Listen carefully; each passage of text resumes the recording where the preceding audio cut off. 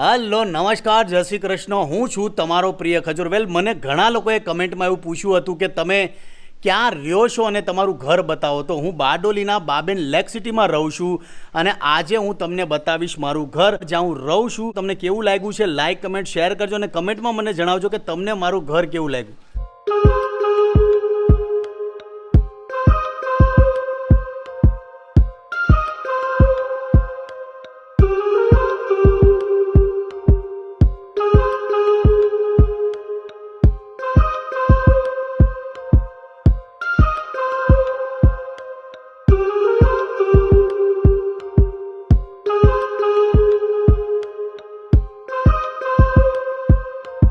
મારી સોસાયટીએ 16 જેટલા વોચમેનોને રજા આપી દીધી આ કોરોના કાળમાં, જેમાંથી સોમાકાકા પણ એક હતા. બટ સોમાકાકાને મેં મારી સાથે લઈ લીધા અને કીધું કે જેટલું થાય એટલું કરો, બાકી મોજ કરો. શું કહેવું સોમાકાકા? ના બહુ સારું કામ કર્યું. એમ અમારો કોન્ટ્રાક્ટ બદલાણો એટલે અમે બધા બેરોજગાર થઈ ગયા. તો નીતિનભાઈએ અમને જે મને સપોર્ટ આપ્યો એનો બહુ હું આભારી છું. એમ તમે ડિઝર્વ કરો છો અને તમે એ લાયક છો, કેમ કે તમે મહેનતી છો. તમારી ઉંમર કેટલી થઈ? 66 છે. પણ સોમાકાકા મહેનત એટલી કરે છે, એટલો સંઘર્ષ કરે છે અને અમારી સાથે સાથે અમારી ટીમને મદદ પણ કરે છે અને એક્ટિંગમાં પણ મદદરૂપ થાય છે. શું કહેવું સોમાકાકા? ના એ તો બરોબર છે. તમે બધે જે ડાયરેક્શન આપો એ પ્રમાણે અમે તો ભાવ ભજવી દઈએ. પણ તમે રીટેક તમે બોલ્યો છો, એનું શું કહેશો તમે? એ હવે ઉંમર પ્રમાણે થોડું, કેમ કે આવું બધું કર્યું ન હોય એટલે અજુગતું લાગતું હોય. ધીમે ધીમે શીખશું કે તો ટ્રાય અગેન. બેવાનોની મોજ કરવાની. અરે મોજે દરિયે. એક બીજી ખાસ રિક્વેસ્ટ કરવાની છે કે આવા દિવસોમાં કોઈ પણ વ્યક્તિને નોકરીમાંથી ન કાઢો. તમારી ઘરે ડ્રાઇવિંગ કરતો હોય કે તમારો રસોઈયો હોય, તમારી ઘરે વાસણ માંજતા હોય, કોઈ પણ વ્યક્તિને આવા દિવસોમાંથી નોકરીમાંથી બેરોજગાર કરતાની રિક્વેસ્ટ છે. કેમ કે અત્યારે બધા જ લોકોને ઘર ચલાવવામાં તકલીફ પડતી હોય છે. તો પ્લીઝ આ લોકોની મદદ કરજો અને મહેરબાની કરીને નોકરીમાંથી કાઢતા નહીં. તો મહેશ દાદા આવી ગયા છે એક્સરસાઇઝથી. આપણે પૂછે કેવો રહ્યો એમનો દિવસ. મહેશ દાદા, કેવો રહ્યો દિવસ? બહુ મસ્ત એક્સરસાઇઝ કરવા ગયો તો ફિઝિયોમાં અને અત્યારે હું આવ્યો ઘરે. આજે કેમેરો છે એટલે, બાકી રોજ એક્સરસાઇઝથી આવે છે તો બોલે છે બહુ દુખે છે આ છે, પણ આજે કેમેરાને જોઈને કેમ આવું? ના એવું કંઈ નથી, કેમ કે આજે નીડલ નથી કરી અને નોર્મલ એક્સરસાઇઝ કરી તો એટલું બધું પેન નથી. અંદર જઈને જોઈએ કે ભાઈ અમારા ડોગીનું મહેશ દાદા પ્રત્યેનું વલણ કેવું છે. ચાલો જોઈએ.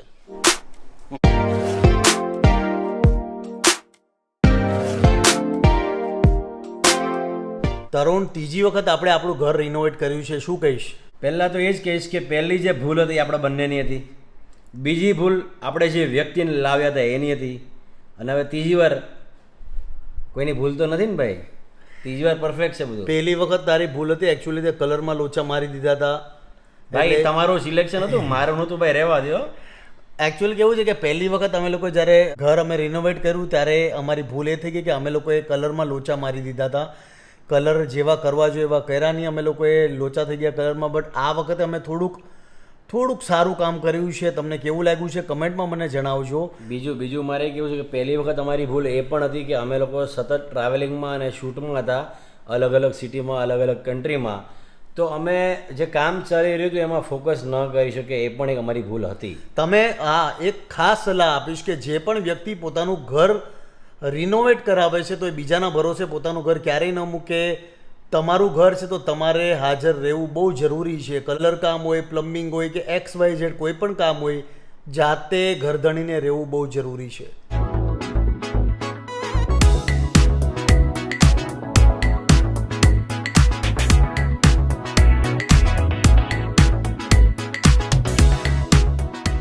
મારી પાછળ તમે જે પીપળો જોઈ રહ્યા છો ઓલમોસ્ટ 2 માળ જેવડો થઈ ગયો છે. જ્યારે મેં આ ઘર બાય કર્યું હતું ત્યારે આ પીપળો બહુ નાનો હતો. ત્યારે મારા ઘરનું રિનોવેશન થઈ રહ્યું હતું અને અમુક મજૂરોએ આ પીપળાને કાપવાની કોશિશ કરી હતી. ત્યારે મારા ફાધરે એક સુંદર મજાની વાત કરી હતી કે દીકરા, આ પીપળો તું ક્યારેય કાપતો નહીં, પીપળો પિતૃનો અવતાર કહેવાય છે. અને મારા ફાધરની વાત મને આજે પણ યાદ આવે છે. તમે જોઈ શકો છો કે પીપળો અત્યારે કેટલો વિશાળકાય થઈ ગયો છે. ઇન શોર્ટ, વૃક્ષો ક્યારેય કાપવા ન જોઈએ.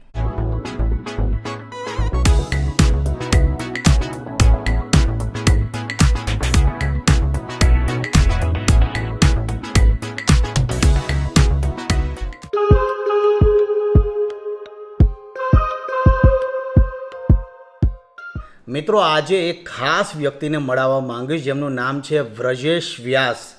જ્યારે મેં મારા ઘરનું રિનોવેશન કર્યું હતું, મને હજી પણ યાદ છે, અમારું ઘરનું રિનોવેશન થઈ રહ્યું હતું, ઘરમાં તોડફોડ ચાલુ થઈ ગઈ અને એ દરમિયાન લાગી ગયું બારડોલીમાં લોકડાઉન. મારું એક બીજું ઘર છે અસ્તાનમાં, જે અહીંયાથી 2 કિલોમીટર થાય છે, પણ મારી આખી ટીમને ત્યાં લઈને મૂવ થવું એ થોડું અઘરું હતું મારા માટે. હવે એ ટાઈમમાં મેં વિચાર કર્યો કે હું મારી સોસાયટીના ગેસ્ટ હાઉસમાં રહી જાઉં, પણ પછી મને એવું થયું કે લોકડાઉન લાગી ગયું છે. તો ત્યારે અમે લોકો ગાર્ડનમાં બેઠા હતા, મારા ઘરમાં ઓલરેડી તોડફોડ ચાલુ થઈ ગઈ હતી. ત્યારે વ્રજેશ વ્યાસ જે અંકલ છે એ અમારો કોઈ એવો સંબંધ નહોતો સ્ટાર્ટિંગમાં, ખાલી એક જ સંબંધ હતો, જય માતાજી દીકરા, જય માતાજી અંકલ, આ જ અમારો સંબંધ હતો. અને અંકલે અમને જોયા ગાર્ડનમાં બેઠા, મહેશ દાદા સૂતા હતા અને અમે લોકો વાત કરી રહ્યા હતા કે હવે કેવી રીતના કરશું, આપણું ઘરમાં તોડફોડ ચાલુ છે, આ તેમ એવી બધી અમે નોર્મલ વાત કરતા હતા. ત્યારે અંકલ આવ્યા અને અંકલે અમને કીધું કે દીકરાઓ તમે લોકો અહીંયા ના રહ્યો, તમે આજે રાતે મારી ઘરે સુવા આવજો. ત્યારે થોડીક અમને વિચાર આવ્યો. તરુણે મને કીધું કે યાર એમ કોઈ આપને આટલું પ્રેમથી કીધું હોય તો પહેલી વારમાં જ ન જવાય, બટ મેં કીધું ભાઈ પ્રેમથી કોઈ બોલાવે તો ગમે ત્યાં જવાય. અમે લોકો એક જ દિવસ એમની ઘરે રાતે રોકાવા ગયા. તમે માનશો નહીં, અમે ઓલમોસ્ટ 17 દિવસ એમની ઘરે રહ્યા છીએ. અમે ઓલમોસ્ટ 17 દિવસ એમની ઘરે રહ્યા છીએ અને જે પ્રેમ આપ્યો છે, જે આદર, જે ભાવ, જે સત્કાર પોતે ભૂદેવ છે. અને ત્યારથી અમે લોકો તો એમના ફેન થઈ ગયા છે. અને ઘણા લોકો એવું કહે ને કે ભાઈ આજના જમાનામાં કોઈ પર ભરોસો ન કરાય, કે આજના જમાનામાં સારા લોકો નથી. એવું નથી. આજના જમાનામાં સારા લોકોની કમી નથી, જો તમારામાં વિશ્વાસ હોય, તમારામાં જોવાની તાકાત હોય તો. શું કહેવું છે અંકલ? સૌથી પહેલાં તો નીતિન, તરુણભાઈ મને અંકલ કહે એટલે એ મારા દીકરા થયા ને. એક બાપ માટે એનો દીકરો રસ્તા પર બેઠો હોય એ કેમ સહન થાય? અને હકીકતમાં એક જ લાગણી, કારણ કે મારું ફેમિલી આખું મુંબઈ છે, હું અહીંયા છું, અને મને કોઈ સથવારો, મને કોઈ સહિયારો જો હોય તો આ છોકરાઓનું સવારના જય શ્રી કૃષ્ણ અને જય માતાજી કહેવાનો હતો. મને એમ થયું કે એ લોકો બહાર બેઠા હોય ને મારા ઘરમાં 3 બેડરૂમ હોલ કિચનના બંગલામાં ખાલી પડ્યો છે, એકલો રહેતો હું, તો મારા દીકરાઓ મારી સાથે કેમ ના રહી શકે? એટલે મેં એમને કીધું મારી સાથે રહો, અને મારી સાથે રહ્યા એમાં મને બહુ મજા આવી. એક માનવનો મહેરામણ કહેવાય. આજે એ લોકો એમના ઘરે આવી ગયા ને તો મારા માટે મારું ઘર બહુ સૂનું થઈ ગયું.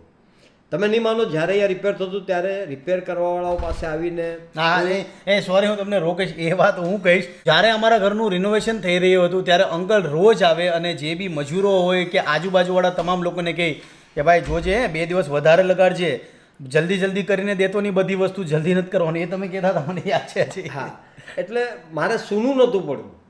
નો ડાઉટ આજે એ લોકો અહીંયા પાછા આવી ગયા છે. સૂનો જરૂર છું, પરંતુ હું સૂનો નથી, કારણ કે હર પળ ખાલી રાતના 4 કલાક મારે હું સુવા જ ઘરે જાઉં છું. અને હંમેશા એ લોકોની સાથે હોઉં છું. સવારના ફેક્ટરીમાં હોઉં છું, સવારના એ લોકો સાથે હોઉં છું, પછી ફેક્ટરી હોઉં છું, પછી સાંજના હોઉં ત્યારે જો અત્યારે ફેક્ટરી સીધો એમની પાસે આવ્યો. તમે પાછું હમણાં આગળ એવું બોલે કે યાર મારા દીકરાઓ રોડ પર, એટલે અમે હાવ રોડ પર નથી એવું કહેલું. ના, મારા દીકરાઓ તો બહુ સુખી રહે, પ્રભુ બહુ સુખી રાખે, પણ એ લોકો બહાર બેઠા હોય તો હાઉ કેન આઈ ટોલરેટ? હું ન સહન કરી શકું. કારણ કે દીકરાઓ એક અમારો સંબંધ છે ને, એકચ્યુઅલી જોવા જાઓ તો કદાચ ગયા જન્મનો હશે, અને એના માટે જ ઘણો બધો ગાઢ છે. ને એક પ્રેમ છે, એક વિશ્વાસ છે, અને એકબીજા માટેની લાગણી છે. લાગણીનો સાગર કહેવાય, માનવનો મહેરામણ કહેવાય. અને જ્યાં બધું જ હોય ને સાથે, ત્યાં તો મોજ જ મોજ હોય. ને અમે લોકો રોજ મોજ કરીએ છીએ. અને બીજું એ પણ કહીશ કે આમની જેવા વ્યક્તિ ભાગ્ય મળે છે જોવા. તો હું એટલું જ કહીશ કે આઈ લવ યુ અંકલ.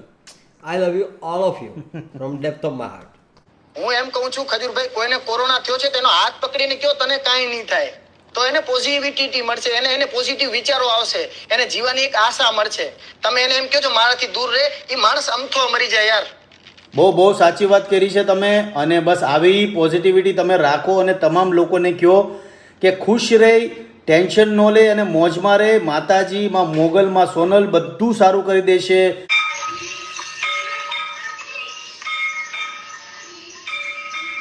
એક વાત તમને જરૂર કહીશ કે હું જ્યારે પણ રૂમમાં એન્ટર થાઉં છું એટલે તરુણ જાની અને Mahesh Goraniya all the time મોબાઈલમાં બિઝી હોય છે. તો આપણે એમને પૂછીએ કે ભાઈ શું છે આ બધું નાટક, ક્યારે બંધ કરશો? નાટક નથી ભાઈ, ફોન પર કામની વાત કરીએ છીએ, એવું નાટક તો નથી. એમને પણ ઓલવેઝ તમે બિઝી હોવ છો ફોનમાં ભાઈ. અરે અમે કામ ધંધા વાળા માણસો છે ભાઈ, અમારું કામ તો કરવું ને. લે એટલે હું કામ ધંધો કરો છો? એડિટિંગ હોય, ફલાણું હોય, ઢીકડું હોય, પછી ટીવી જોવાની હોય, પછી કોઈના મેસેજ આવે તો એનો રિપ્લે દેવાનો હોય. 17 બિઝનેસ લઈને બેઠા અમે, થોડા તમારી જેમ નવરા છે. આપણા ઘણા ફેન્સ લોકો એવું કીધું કે ભાઈ તમે લોકો સુવો છો ક્યારે ને ઉઠો છો ક્યારે? તો મહેશ દાદાથી શરૂઆત કરીએ. મહેશ દાદા, એન્ડ આઈ થિંક રાતના 3:30-4 વાગી જાય છે સુવામાં. અને ઉઠો છો ક્યારે? ઉઠવાનું તરુણભાઈ નીતિનભાઈ ઉઠાડે ત્યારે, હા બરાબર ને? હા. આપણું તો સુવાનું જો આગળ વેબ સિરીઝ કે કંઈ જોતા હોઈએ તો 2-3 વાગે, 3:30 વાગે, અને એડિટિંગ હોય તો 1 વાગે, અને કંઈ કામ ન હોય તો 12 વાગે. ઓકે. તમે તમે ક્યારે હોવો? મારો શેડ્યુલ એવો છે કે હું ઓલવેઝ 11-12 વાગે સુવાનું વધારે પ્રિફર કરું છું. ક્યારેક ક્યારેક મોડું થઈ જાય છે, બટ મોર્નિંગમાં 6 થી 7ની વચ્ચે હું ઉઠી જાઉં છું. આ આદત મારી નાનપણથી છે, કેમ કે હું જ્યારે સ્કૂલમાં ભણતો હતો ત્યારે અમારી સ્કૂલ સવારની હતી, સવારે 7 થી 12, એટલે એ હેબિટ અત્યાર સુધીની છે. અને રાતની સિચ્યુએશન એવી હતી કે મારા ફાધર રાતે 8 વાગ્યા પછી દરવાજો બંધ કરી દેતા હતા, એટલે અમે ઘરની બહાર નહોતા નીકળતા. એટલે સિચ્યુએશન એવી થઈ ગઈ કે 11 થી 12ની વચ્ચે હું સૂઈ જતો હતો, અને 7 થી 12 મોર્નિંગની સ્કૂલ હતી. એટલે બસ આવો શેડ્યુલ છે મારો, ઉઠવાનો અને સૂવાનો. અને એક વાત બીજી કે નીતિનભાઈ જ્યારે આ મમ્મી સિરીઝ જોતા હોય, બધું કરતા હોય, પોતાને જોવી હોય અને ચાલુ બી કરાવે, પણ થોડીક વાર થાય, માનો કે એક એપિસોડ પતે કે 1.5 પતે એટલે સૂઈ જાય. આ ભાઈનો રેકોર્ડ છે અત્યાર સુધી કોઈ પણ થિયેટરમાં મૂવી જોવા ગયા હોય કે કોઈ પણ તમે એમ કહો કે આપણે આજે મૂવી જોઈએ ઘરે, આ ભાઈ ઊંઘી જ જાય છે. આ ભાઈનો ઊંઘવાનો ધંધો છે. હું એક્સેપ્ટ કરું છું કે મને ઊંઘ આવે છે, તો હવે આમાંથી કેવી રીતના બહાર નીકળું મને પ્લીઝ સજેસ્ટ કરજો બધા. કરજો ભાઈ ખાસ, કેમ કે આ તો શું છે, થિયેટરમાં પોપકોર્ન ખાઈ અને ભાઈ હોઈ જાય.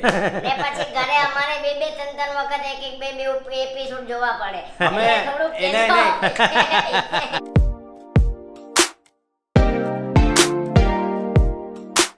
Hello, if you like hour video, like કરો, શેર કરો, સબસ્ક્રાઈબ કરો. અને હા, આ વ્લોગ તમને કેવો લાગ્યો છે મને કમેન્ટમાં જરૂર જણાવજો.